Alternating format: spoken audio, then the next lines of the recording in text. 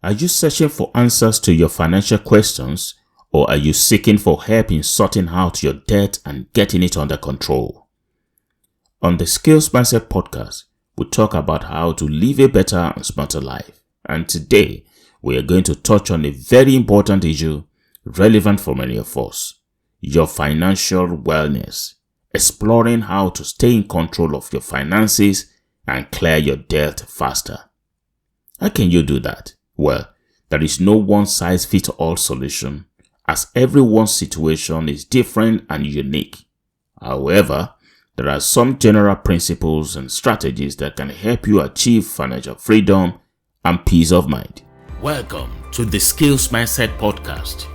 I'm your host, Gbenga Lawal, author of This Space, Your Place. Dive in with us into Power Mind Results as we'll explore talent, skill set, and experience.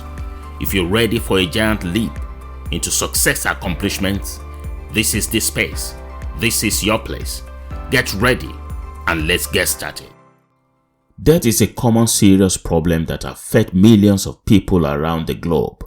And according to the latest statistics, the total consumer unit in the US is over $14 trillion, which includes credit cards, mortgages, student loans, car loans, and any other type of debt. Debt can be a major source of stress and anxiety for many people. It can affect your credit score, your financial security, relationships, mental health, and happiness. And that is why it is important you learn how to manage your finances and stay out of debt, or get out of debt if you are already in it. Here are some techniques to manage your finances and stay out of debt. Number 1, create a budget and stick to it. A budget is a plan that shows how much money you earn, how much money you spend, and how much money you have to save or invest. A good budget helps you track your income and expenses and identify where you can cut costs or increase income.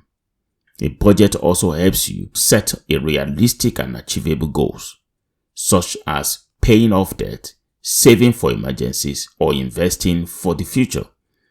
To create a budget, you can use a spreadsheet, an app, or a tool which offers free budgeting and credit monitoring services. Pat, for instance, a single mother of 2, she used a budget to pay off $35,000 of debt in 2 years. She tracked her income and expenses and cut down on unnecessary spending, such as eating out, cable TV, and subscriptions.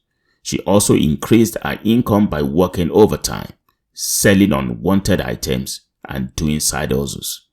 She used the debt avalanche method to pay off her high interest debt first, and then move on to the lower interest debt. She also saved an emergency fund of $1,000 to avoid using credit card for unexpected expenses. She now lives debt-free and has more money to spend on herself and children.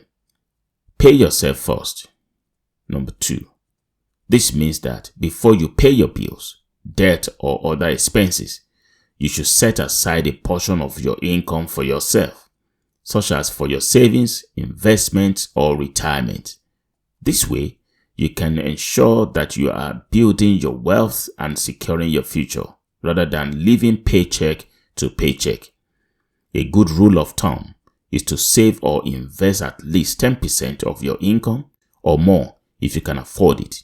You may wish to automate your savings or investment so that you don't have to think about it or be tempted to spend it. Eric, a software engineer, used the pay yourself first strategy to save $100,000 by the age of 35. Now, he set up a direct deposit from his paycheck to his savings account and then to his investment account. He started with saving 10% of his income and gradually increased it to 20%. He invested his money in a low-risk fund and let it grow over time, and now has a 6-figure net worth, and Eric is on track to retire early. Number 3. Pay off your high-interest debt first.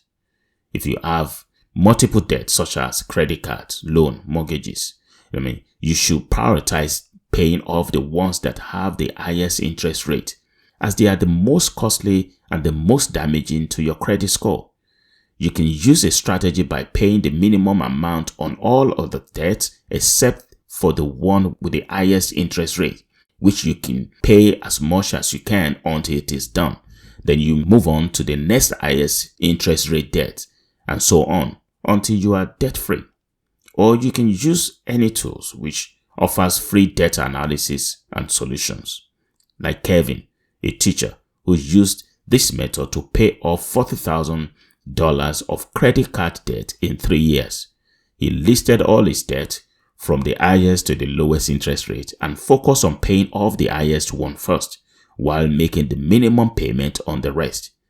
He also reduced his spending and used any extra money such as bonuses, tax refunds, or gift to pay off his debt faster. In addition, he negotiated with his creditor to lower his interest rate and transferred some of his balances to a 0 annual percentage rate card. He now lives debt-free and has a good credit score. Number 4, live below your means.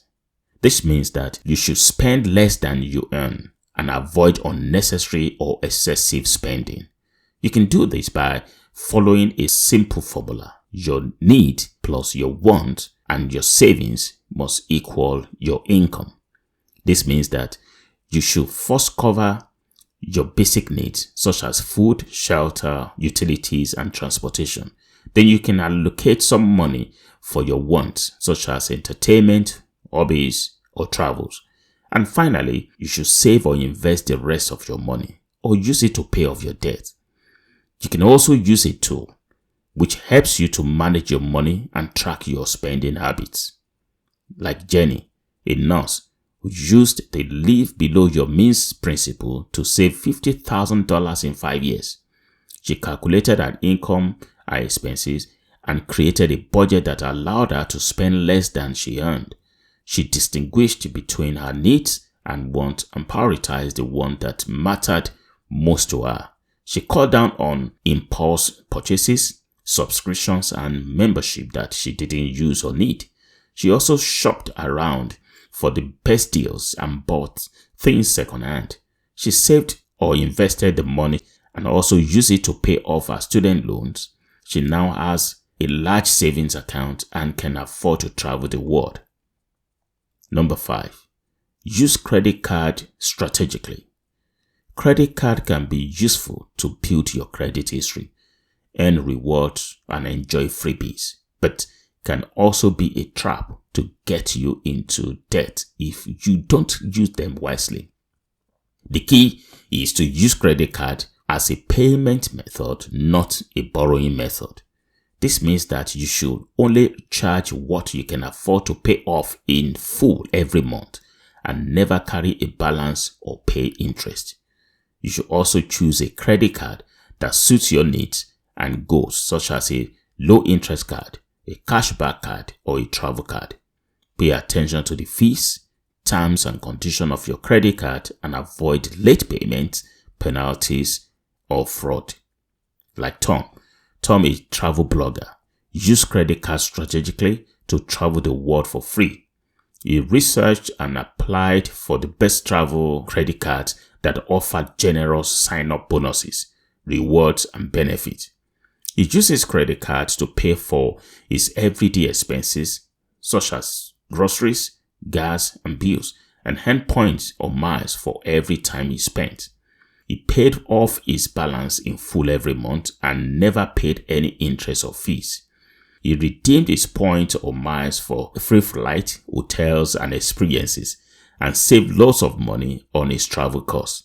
He even enjoyed benefits such as free checked bags, airport lounge access, and travel insurance. Number 6, seek professional help if needed. Sometimes, managing your finances and staying out of debt can be overwhelming or challenging, especially if you are facing a financial crisis such as job loss, medical emergency, or divorce. In that case, you may need to seek professional help from a financial planner, a debt counselor, or a bankruptcy attorney. depending on your situation. They can help you assess your financial situation, provide you with advice and guidance, and help you really find the best solution for your problem. You can also use a tool like Citizen Advice, which offers free and confidential help with debt and other issues. Laura, a single mother of 3, sought professional help when she was drowning in debt. She had accumulated over $100,000 of debt from credit cards, medical bills, and payday loans, and was struggling to make the minimum payment. So she was facing as well with repossession, eviction, lawsuit from her creditors. She contacted a debt counselor who helped her create a realistic budget, negotiate with her creditors, and enroll in a debt management plan. She also contacted a bankruptcy attorney who helped her file for bankruptcy, which discharged most of her unsecured debt. She now lives debt-free and has a fresh start. Number 7, plan ahead for the future. It can be helpful to make a plan for what will happen to your money if you become more unwell in the future. For example, if you have to go into hospital or if you need someone else to make money decisions for you, having a plan might help you feel more secured and in control. Here are some of the things that you can do to plan ahead. You can set up an emergency fund, for instance, and this is going to be a saving account that you can use for unexpected expenses, such as car repairs, medical bills, or home repairs. Having an emergency fund can help you avoid using credit cards or loans to cover these costs and keep you out of debt. A good rule of thumb is to save at least 3 to 6 months worth of living expenses in your emergency fund, or more if you have a variable income or high-risk job. Get insurance.